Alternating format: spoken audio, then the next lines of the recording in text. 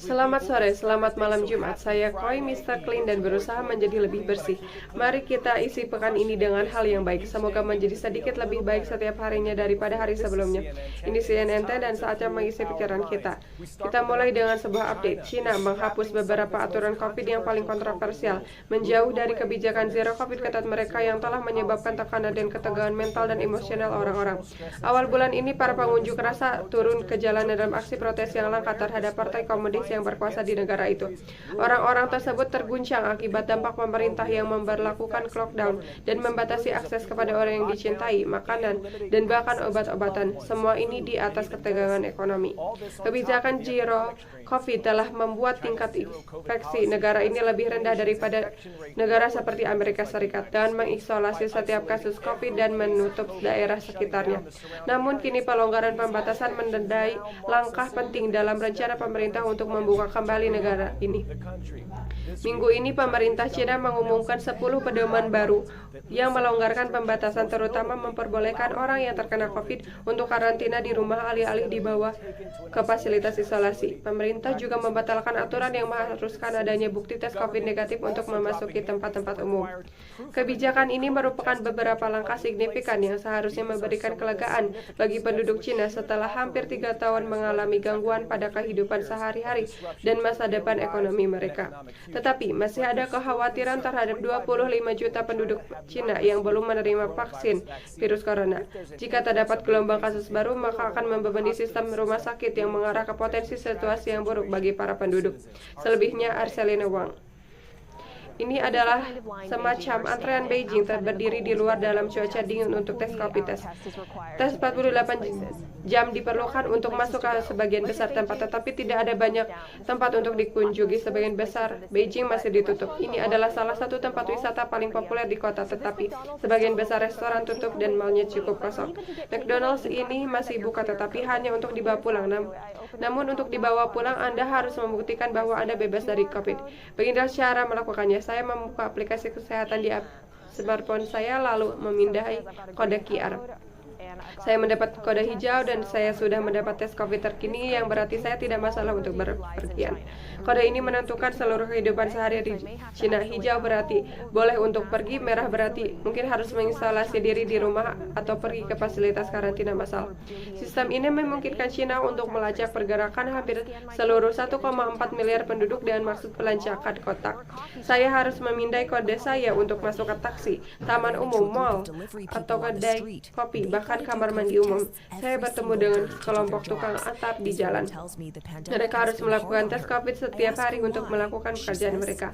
Wanita ini memberitahu saya bahwa pandemi telah menyulitkannya. Kenapa? Karena ia takut dengan virusnya. Terkena COVID di China tidak seperti di tempat lain di dunia. Anda dan kontak dekat Anda semuanya akan dikirim ke pusat karantina.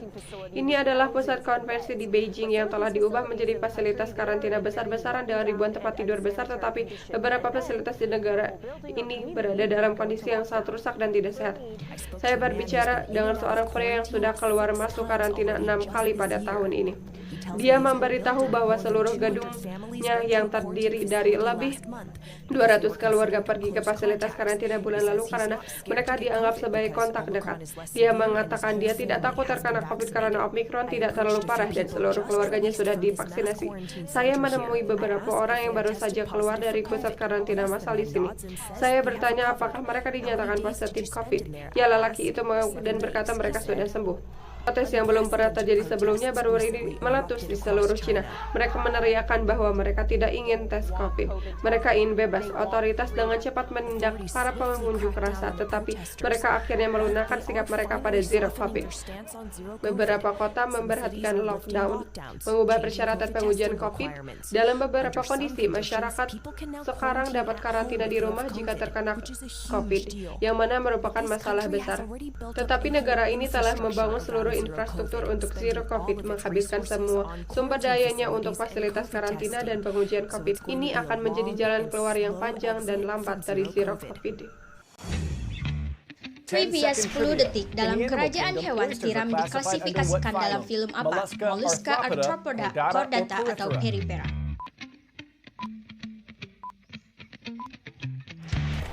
Tiram adalah invertebrata bertubuh lunak yang termasuk dalam film Mollusca. Tahukah Anda bahwa para ilmuwan memperkirakan tiram telah ada selama 15 juta tahun dan mereka jauh lebih berharga daripada mutiara yang indah. Mereka dapat menghasilkan terumbu karang yang terbentuk saat tumbuh bersama, menciptakan tempat berlindung untuk ratusan spesies lain berkembang biak. Mereka juga penting untuk kesehatan lautan. Mereka menyaring air di sekitar mereka. Satu tiram dapat menyaring 50 galon air per hari. Sekarang mari kita dengar penjelasan dari para konservasionis yang berharap berhasil memulihkan terumbu tiram Hong Kong yang terkenal dalam panggilan CNN ke bumi. Terselip di sudut barat laut Hong Kong dengan kota besar China berteknologi tinggi di Shenzhen yang terlihat adalah habitat kaya, yang merupakan rumah bagi hutan bakau, pantai burung lunak, dan terumbu tiram pada abad yang lalu. Selama lebih dari 700 tahun, petani lokal membudidayakan tiram di sini, di dataran lumpur Pak Nai, dan beberapa dekade terakhir budidaya tiram tradisional telah menurun sebagian karena reklamasi pesisir dan pemanenan yang berlebihan. Tetapi ahli konservasi seperti Maureen Thomas telah menyatakan bahwa memperkenalkan kembali tiram ke terumbu yang ditinggalkan dapat meningkatkan keanekaragaman hayati dan memperkuat pantai ini. Biasanya orang akan mengasosiasikan tiram dengan makanan, tetapi yang kurang diketahui adalah bahwa tiram dan kerang lainnya menciptakan habitat terumbu sebenarnya seperti terumbu karang. Mereka akan berkumpul bersama dan menciptakan struktur keras yang dapat kita lewati. Dalam survei garis pantai kota, para peneliti dari Konservasi Alam dan Universitas Hong Kong menemukan terumbu yang ada di Like These Old Farms berpotensi bertindak sebagai sumber larva tiram. Mereka juga menemukan bahwa satu tiram Hong Kong dapat menyaring hingga 30 liter atau 8 galon air per jam. Salah satu laju filtrasi tertinggi yang tercatat untuk spesies tersebut. Penemuan lain bahwa terumbu karang menampung 6 kali lebih banyak spesies dan dataran lumpur yang gundul karena tumbukan cangkang menyediakan tempat berlindung bagi cacing dan kepiting kecil yang menarik berbagai hewan termasuk burung seperti kuntul kecil, dan manfaat lain adalah mengurangi dampak perubahan iklim. Jadi bagaimana caranya tiram yang kecil melakukan itu? Jadi tiram yang sekecil itu juga akan membantu kita melawan perubahan iklim jika berada di struktur terumbu karang. Jadi jika berada di struktur karang keras yang menciptakan penghalang, anggaplah itu sebagai tanggul laut alami. Maka itu akan menciptakan gesekan di dasar laut yang akan melemahkan aksi gelombang dan karena itu juga banjir di belakangnya. Sejak tahun 2020, Thomas dan tim sukarelawan telah bekerja memulihkan peternakan tiram yang terbengkalai ini. Mereka mengeringkan cangkang tua di bawah sinar matahari sebelum mengembalikannya ke air untuk membentuk dasar bagi larva tiram untuk menempel. Mereka berharap dapat memperkenalkan jutaan tiram untuk membantu merevitalisasi kawasan selama beberapa tahun ke depan. Salah satu hal terbesar yang selalu membuat saya kagum dan membuat saya bahagia adalah melihat semua jumlah kepiting di sini, terutama di sini saat Anda berjalan pergi. Tanaman itu, jika Anda memperbaikinya, maka cukup menakjubkan untuk melihat ini benar-benar indah.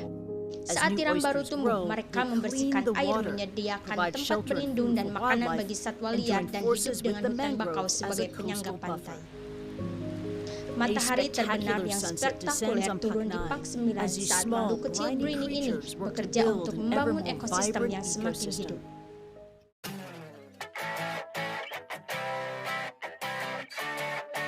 Dan untuk 10 dari 10 hari ini, jika Anda seorang pelari dan staff, balapan ini bukan untuk Anda. Ratusan pelari Jolly Old dalam lari Santa di Mischendorf, Jerman, bergemerincing sepanjang jalan berpakaian merah dari kepala hingga kaki. Lihatlah semua Santa itu pergi. Berbicara tentang menyebarkan keceriaan Natal, ini adalah perlombaan tahunan ke-14 setelah Santa berkata bahwa bahkan jika Anda finish terakhir, itu berarti mereka berlari dalam suhu yang hampir beku. Mungkin menjadi fit untuk mengantarkan hadiah itu, Santa bahkan tanpa kereta luncurnya masih membunuh. Ini sangat membunuh. Waktu yang paling indah tahun ini dan bagian terindah dari acara ini adalah Anda berbicara secara khusus kepada semua guru hari ini yang terus memberikan pengajaran dan menginspirasi siswa. Beri mereka jabat tangan atau tos, beritahu mereka bahwa Anda menghargai mereka. Juga ada sapaan dari sekolah menengah Holdridge di Holdridge, Nebraska yang terus bersinar. Saya Choi Ward, saya menuju ke Philadelphia, kota cinta persaudaraan. Jadi sampai jumpa dari sana besok. A woman who was allegedly held against her will for nearly a year is free this morning after escaping from her alleged kidnapper by fleeing to a New Jersey gas station. Here's her escape. It was caught on camera. You see the woman who's not been identified. She's running, she's barefoot, she's only in a t-shirt in 40-some-odd degree weather. And you see that man that was closely following her. He tries to get in, but she deadbolts the door. When he realizes he can't get inside, he turns around and leaves. And that's when the owner steps in, helping her get to the back of the gas station where they call police.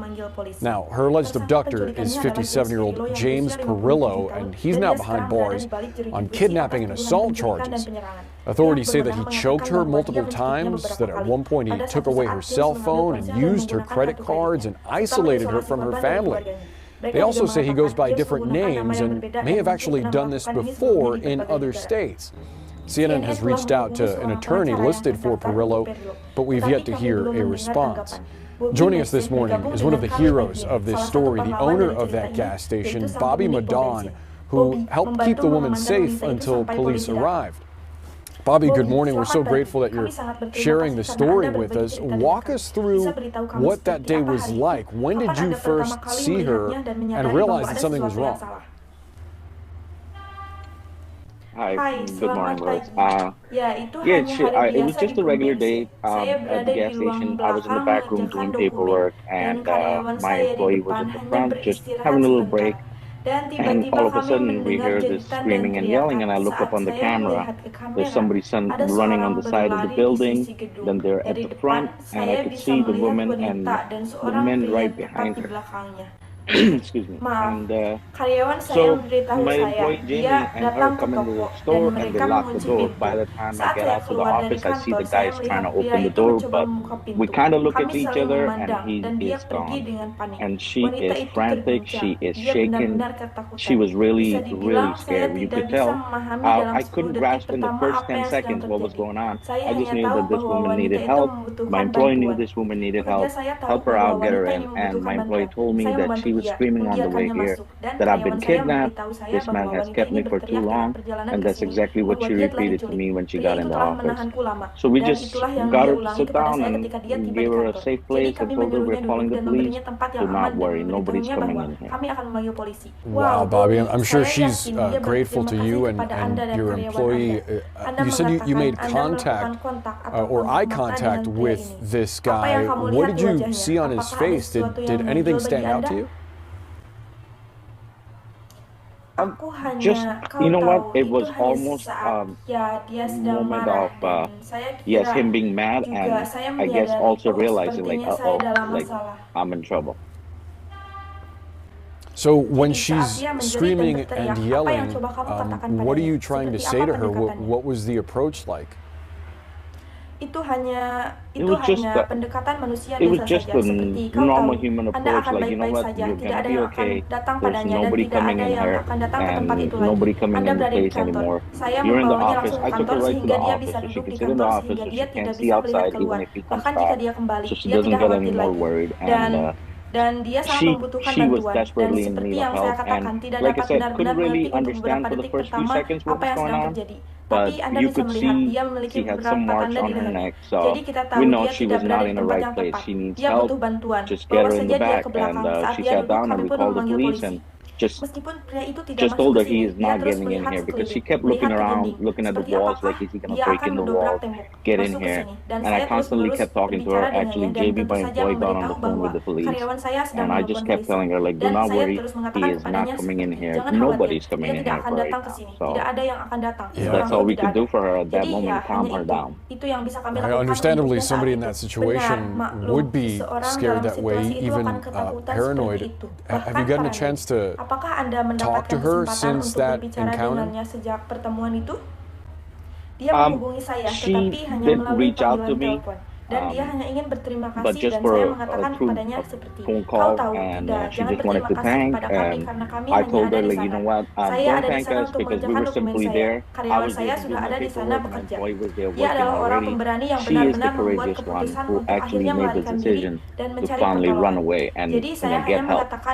So I just told her, like, I wish her well, hopefully she can get a lot of help in her life. And that's about it. Gave her my number. She has my number. I said anytime you need help, just please call. Please definitely reach out. That's incredibly kind of you, and again, I'm sure she appreciates it. Bobby, you've run that gas station for a few years, and oftentimes gas stations, for whatever reason, can be magnets for strange things and strange people oftentimes. Is this the weirdest thing or the strangest thing that you've ever encountered? Strangest thing and weirdest thing, yes, by far. We get regular incidents, about vehicular stuff all the time. But this is something which I never imagined would happen at a gas station. But it's a weird thing, but I am glad it happened. I'm glad she's safe.